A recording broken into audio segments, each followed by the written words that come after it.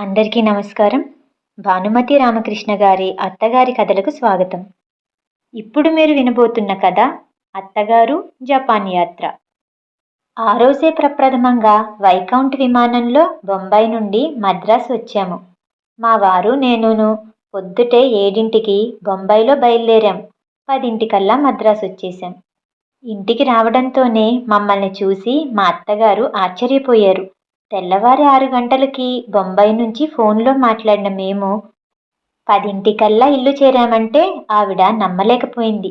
ఇంకా అంతకంటే కూడా త్వరగా వచ్చే విమానాలు రాబోతున్నాయని మేం చెప్తే నిజంగానా అంటూ దవడలు నొక్కుకున్నారు. ఆ తరువాత మేం వచ్చిన ఆ కొత్త విమానం ఎలా ఉంది, ఏమిటి మొదలైన వగైరా విషయాలన్నీ ఒక్కోటి అడిగి తెలుసుకున్నారు మా అత్తగారు. పోనీ నేను ఓసారి ఆ కొత్త విమానంలో రానా ఏమిటే అని మా అత్తగారు అనగానే వాళ్ళబ్బాయి మనవడు ఒక్కసారి గొల్లున నవ్వేశారు. ఏరా, ఏంటలా నవ్వుతారు? ఏం నేను వెళ్ళలేననుకున్నారా విమానంలో? ఆ ఆ, అలా కాదమ్మా, వెళ్ళొచ్చు. మళ్ళీ దిగి రావాలిగా నువ్వు. ఏ, దిగి రాకపోతే ఏంటంట? బేషుగ్గా దిగి రావచ్చు. మీరంతా రాలా? ఆ, మేమొచ్చామంటే మా సంగతి వేరమ్మా.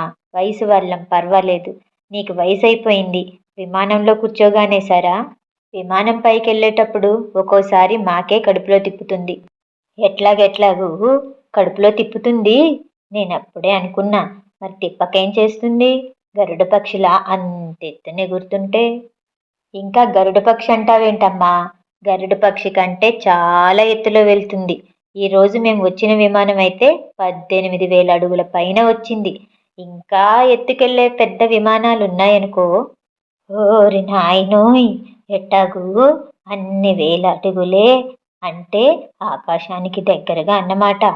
ఇహ అంతెత్తు వెళ్లే విమానం కిందున్న వాళ్ళకేం కనిపిస్తుందిరా? అది ఇంకేం కనిపిస్తుందమ్మా, మేఘాల పైన వెళ్తుంది. ఎట్టాగూ?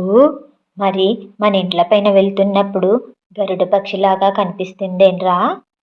నాన్న, నానమ్మ ఇంకా గరుడ పక్షిని విడిచిపెట్టేట్లేదు నాన్న. ఊరు గరుడ పక్షి పాపం అనుకుంటూ మా వాడు గరుడ పక్షి మీద జాలిపడుతూ బొంబాయి నుంచి మేం తెచ్చిన బొమ్మలు తీసుకొని మేడ మీదకెళ్ళాడు. అత్తా, మీకు విషయం తెలుసా? అసలు విమానం మన ఇండ్ల మీదకెళ్ళే ఎత్తుకి రావడానికి ఇక్కడికి 50 మైళ్ళ ముందు నుంచి కాస్త కాస్తగా దిగుతూ వస్తుందత్తా కిందకి. అసలు నాకు తెలియక అడుగుతాను, అంత పైకి వెళ్ళమన్నదెవరు? కాస్త మళ్ళీ దిగి రమ్మన్నదెవరు? మన ఇండ్ల మీద వెళ్ళినట్టు శాంతం ఒకే ఎత్తులో వెళ్ళకూడదు. అయ్యో అమ్మ, అట్లా ఎట్లా వెళ్తుంది? మన ఇండ్ల మీద వెళ్ళినంత కిందుగానే దారిలో వచ్చే కొండల మీద కూడా వెళ్తే ఇక మన పని క్లోజే అని నవ్వుతూ అన్నారు మా వారు. మరి అంత ఎత్తున పోతుంటే మరి కడుపులో తిప్పదేంట్రా? అబ్బే, అట్లాంటిదేం ఉండదమ్మా. బాగా ఎత్తుకు వెళ్ళిన తర్వాత కడుపులో తిప్పినా వాంతులైనా ఎక్కేప్పుడు మళ్ళీ దిగేప్పుడే. పైకి వెళ్ళిన తర్వాత మన ఇంట్లో సోఫాలో కూర్చున్నట్లుంటుంది. విమానం వెళ్ళేది కూడా మనకి తెలీదు అని మా వారు చెప్తుంటే ఆ అంటూ నోరు తెరుచుకొని విన్నారు. ఒరే, ఏమైనా సరే నా ఊపిరుండగానే వెళ్ళాలిరా విమానంలో. ఆ ఉండే ఊపిరి విమానంలో కూర్చోగానే పోకుండా ఉంటే చాలు అని మా వారు అన్నారు నవ్వుతూ. పోతే పోనీలెద్దు, పీడ పోయిద్ది అని మా అత్తగారు కూడా మా వారితో శృతి కలిపారు. ఇంతలో నేను, అత్త, పోనీ రేపు మీ అబ్బాయి జపాన్ వెళ్లే ముందు ఢిల్లీ వెళ్తున్నారుగా, మీరు కూడా వెళ్ళొద్దురు. ఆయన వెంట వెళ్ళిరండి విమానంలో. అవునా, చెప్పలేదే. ఏంరా, అయితే జపాన్ వెళ్ళాలంటే ఢిల్లీ వెళ్ళాలా? ఆ, అవునమ్మా. జపాన్ వెళ్లే ముందు ఢిల్లీలో దిగాలి, ఆ తర్వాత జపాన్ చేరుకుంటాం అని మా వారు అనగానే నేను ఏదో ఆలోచిస్తూ, ఢిల్లీ వెళ్ళినప్పుడు దగ్గరే కనుక ఆగ్రా నుంచి చలవరాతి బొమ్మలు తీసుకొద్దురు అని అడిగాను. ఆ, ఆ బొమ్మలంతా కొంటూ కూర్చుంటే నేను జపాన్ వెళ్ళేది ఎప్పుడు? సిలోన్ మీదుగా జపాన్ వెళ్ళాలంటే ఆవులెల్లుండి కల్లా సిలోన్లో ఉండాలి నేను.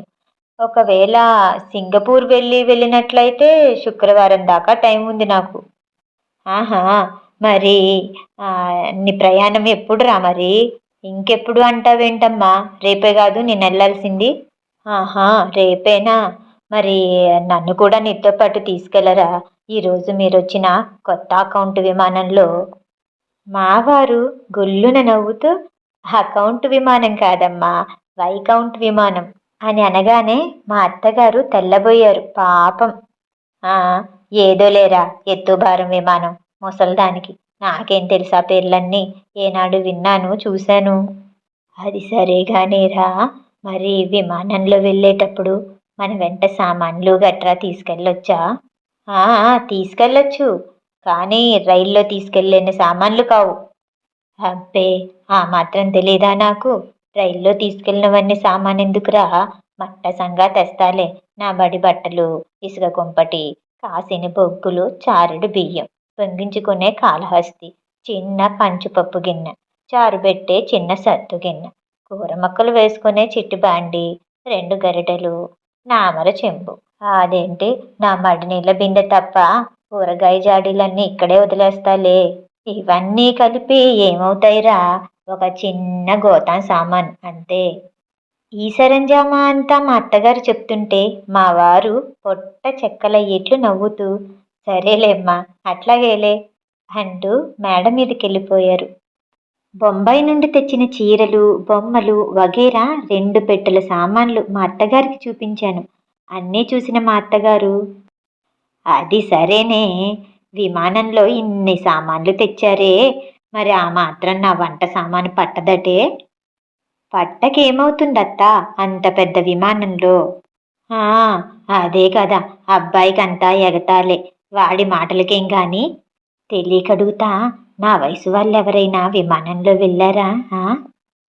అదంత రహస్యంగా అడుగుతారే అత్త, చాలా మంది వెళ్తారు, ఎందుకెళ్ళరు? మరి వాడేదో రేపు జపాను గిపాను వెళ్తాడంటున్నావుగా, నువ్వు కూడా వాడి వెంట వెళ్ళకూడదు? అదేం అడుగుతారత్తా, అలా ఎలా వదిలిపెట్టి వెళ్ళేది అబ్బాయిని? వాడికి రేపు పరీక్షలు వస్తున్నాయి. వారి వెంట వెళ్ళలేకపోతున్నందుకు నాకు మనసులో బాధగానే ఉంది. హా, ఈ సంవత్సరం పరీక్ష కాకపోతే పై సంవత్సరం వెళ్తాడులేదు. ఇంత పసితనంలోనే పెద్ద పెద్ద చదువులు, వాడి చదివేం చేయాలింటా? అమ్మో అత్త, ఈ మాట మీ అబ్బాయి ముందు అనకండి. పూర్వకాలం వాళ్ళు పిల్లల్ని ఇలాగే చెడగొడతారంటూ పెద్ద ఉపన్యాసం మొదలు పెడతారు. వాడి మొహం, వాడికేం తెలుసు? ఒంటరిగా జపాన్ వెళ్తే వాడి తిండి తిప్పలు చూసేవాళ్ళు ఎవరక్కడ? ఎంతైనా పెళ్ళాం పక్కన వెళ్ళినట్లుంటుందా? అలా కాదంటత్త, జపాన్లో చాలామంది ఆడాళ్ళు ఉంటారట. ఇక్కడి నుంచి వెళ్ళే వాళ్ళందరి సౌకర్యాలు వాళ్ళే చూస్తారట. ఎట్టాగు? ఆ, ఏమేవ్, జాగ్రత్తే, అన్ని అవసరాలు వాళ్ళే చూస్తే ఎట్లానే అని కీచుకీచుమంటూ నవ్వారు. అలా ఏం లేదులే అత్త, ఎక్కడికైనా నమ్మకంగా పంపించొచ్చు మీ అబ్బాయిని. అక్కడ ఆడళ్ళు ఎవరు నాలాగా పొరపాటు పడరు. తీరా అక్కడికి వెళ్ళిన తర్వాత మీ అబ్బాయి గుణం మారకుండా ఉంటే చాలు అని చిరునవ్వుతో అన్నాను. ఛీ, నోర్మయ్, వాడట్టాంటి వాడేం కాదులే, బంగారు తండ్రి. ఇంతకు అక్కడి వాళ్ళు మంచి వాళ్ళై ఉండాలి గాని. మంచి వాళ్ళే అంటున్నారత్తా. మన దేశంలోలా సంసార స్త్రీలు భర్త ఏమన్నా ఎలా అణిగిమణిగి ఉంటారో అక్కడ అంతే అట. ఇంగ్లీష్ వాళ్ళలా ఏమన్నంటే విడాకులు ఇచ్చుకోరట. ఆహా, అట్లాగా, అయితే అంతా మన ఊర్లాగేనన్నమాట. చూడాల్సిన ఊరే. పోనీ నువ్వు వెళ్ళకపోతే నన్నన్నా పంపవే జపానుకు, అబ్బాయితో కూడా వెళ్ళి చూసొస్తాను. అత్తా, మీరా? ఏమే, నేను జపాన్ వెళ్ళకూడదా ఏంటి? అబ్బే, వెళ్ళకూడదని ఎవరన్నారత్తా?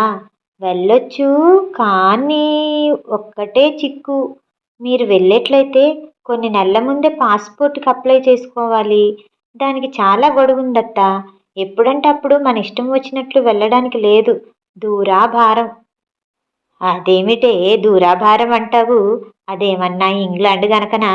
ఢిల్లీ ఆగ్రా ఉందని దాని పక్కనే జపాన్ అని అబ్బాయి నీతో చెప్తుంటే విన్నాను కాదు.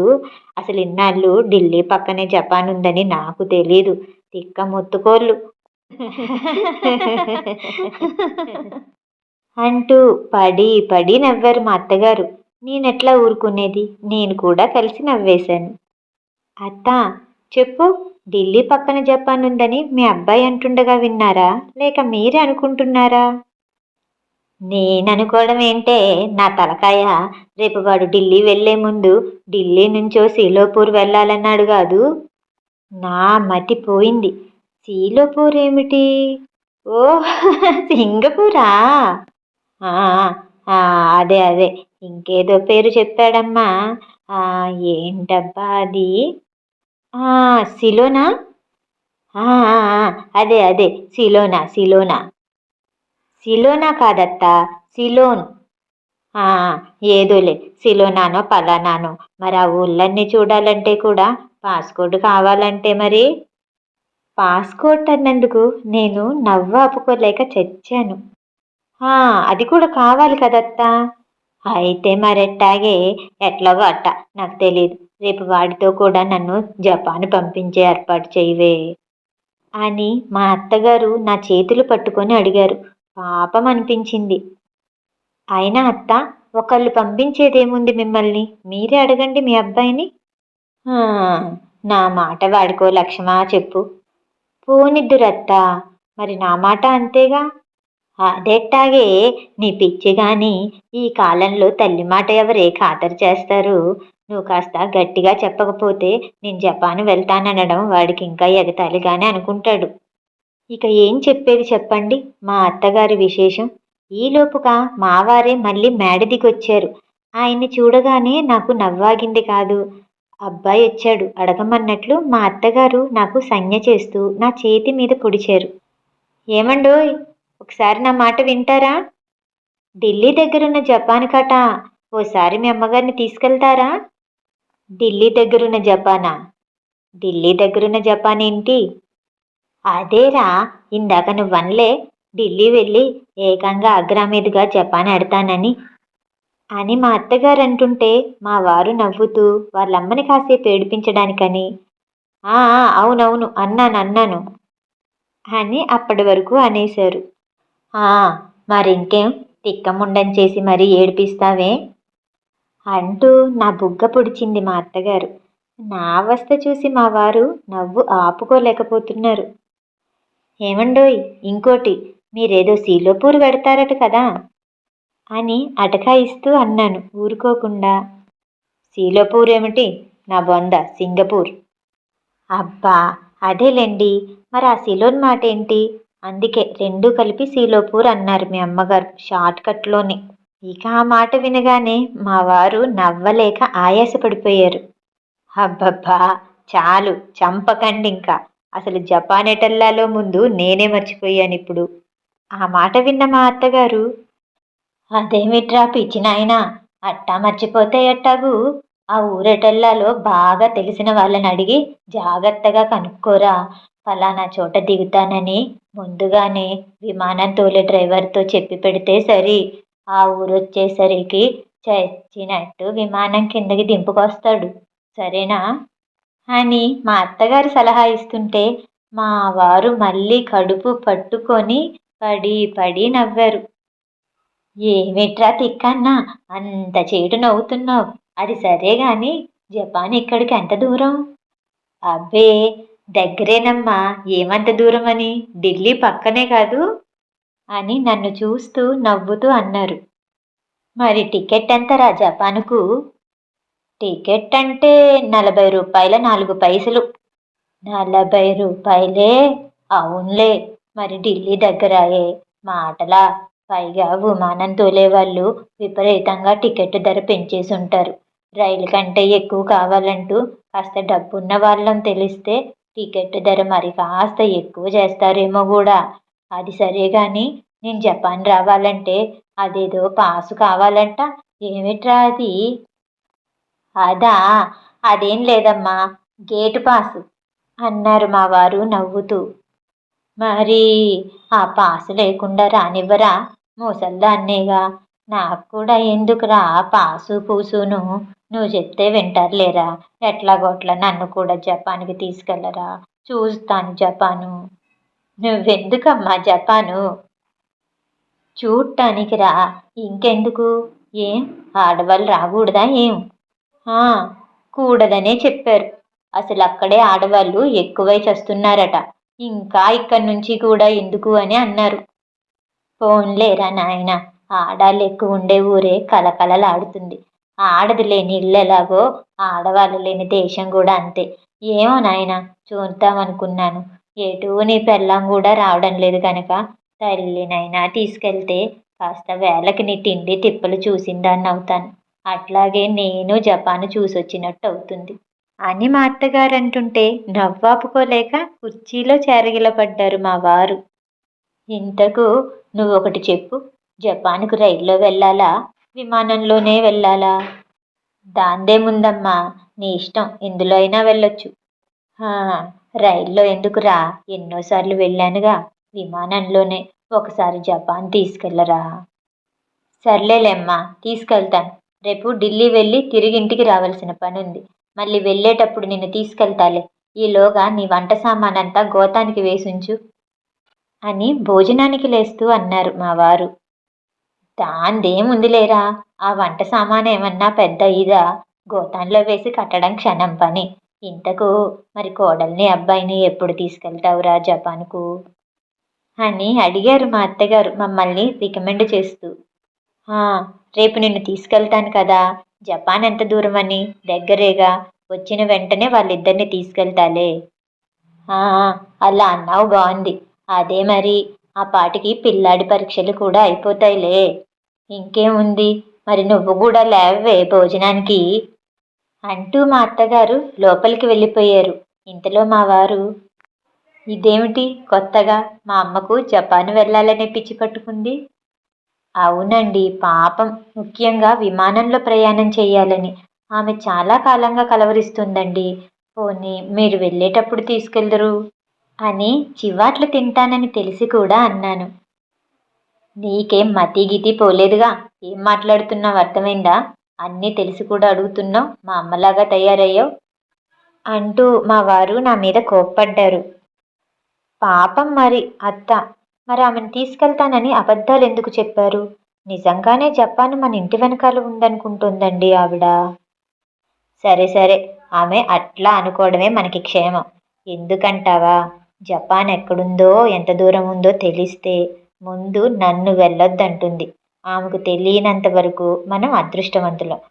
మనవాడు గాని పుసుక్కున చెప్పేస్తాడేమో, కాస్త చూడు. నేను వెళ్ళిందాక జపాన్ ఢిల్లీ దగ్గరే అని అంటూ ఉండు. మరెట్లా అండి? ఆవిడ మీతో కూడా వస్తా అని మారం చేస్తుంటేను. రేపటికి తప్పించుకున్నాను కదా. అట్లాగే జపాన్ వెళ్ళే రోజు ఎలాగో ఆలోచిద్దాంలే అని మా వారంటుండగానే భోజనానికి కేకేశారు మా అత్తగారు. మా అత్తగారు జపాన్ ఎలా వెళ్ళారో రెండో భాగంలో విందాం. ఈ కథ వినటం మీకు నచ్చినట్టయితే లైక్ చేసి సబ్స్క్రైబ్ చేయండి. రేపు మళ్ళీ కలుద్దాం. నమస్తే.